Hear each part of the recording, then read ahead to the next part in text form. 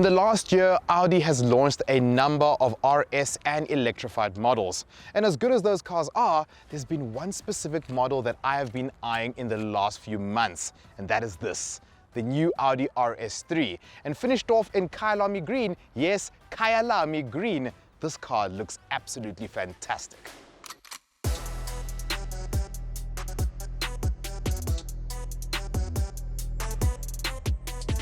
From a design perspective, the thing you notice most about this car is the front end.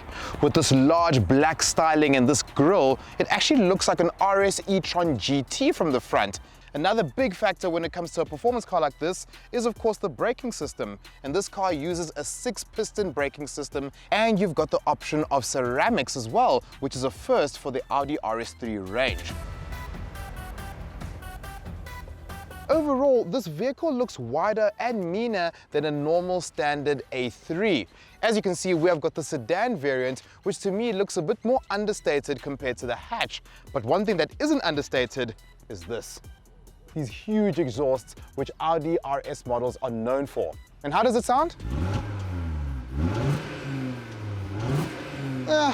To me, I think it could be a little bit louder, but we know that at the end of the day, strict emissions laws are what regulate the sounds of these new vehicles. I would love to hear a bit more ram pa pa pa pa pa pa.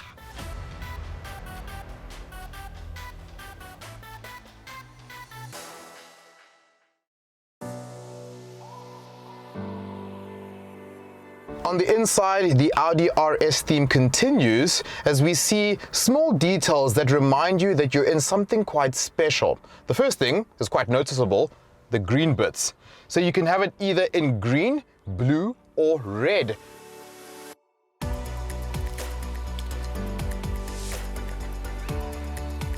From a day-to-day perspective, we've got MMI Touch, which gives you all the niceties you need, such as Apple CarPlay, Android Auto. But overall, Audi cabins are really well built. Everything feels very good to touch, everything feels premium, and you've got small details as well, like this carbon fiber trimming, which adds to the sporty nature of this cabin. Now let's talk a little bit about pricing. Audi has happily given us the spec sheet for this specific car, and you'll be happy to know that this model starts off at 1.2 million Rand, but this specific car is 1.5 million. So there's essentially a Polo Vivo worth of options in this car. And the most notable ones are the glass panoramic roof, which comes in at 17,000 Rand. Now the most interesting one for me is to increase your speed limits to 280 kilometers an hour. That will cost you 27,500. And lastly, to have this fine Napa leather in this car, that's going to cost you 18,200. But at the end of the day, if you're spending 1.2 million Rand already on this car, who am I to tell you how to spec your vehicle? Do what you want.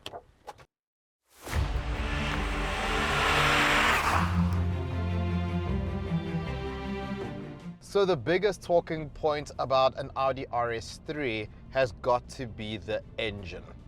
A 5-cylinder engine is a very special one. It makes such a specific tone, and the characteristics of the engine can be really summarized as being creamy. It feels lavish, it feels thick and decadent. And that's exactly what an Audi RS3 has always been about.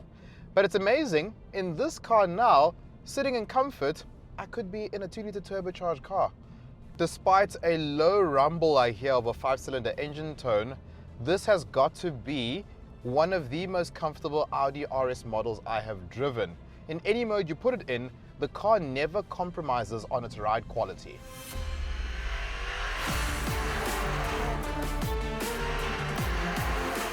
And for the first time ever, this Audi RS3 will actually send power to the rear wheels.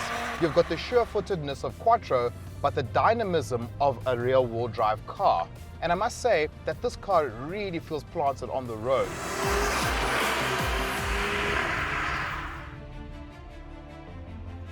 So we've been going on about the 5-cylinder, but this specifically is a 2.5-liter engine. It produces 294 kilowatts and 500 Newton meters.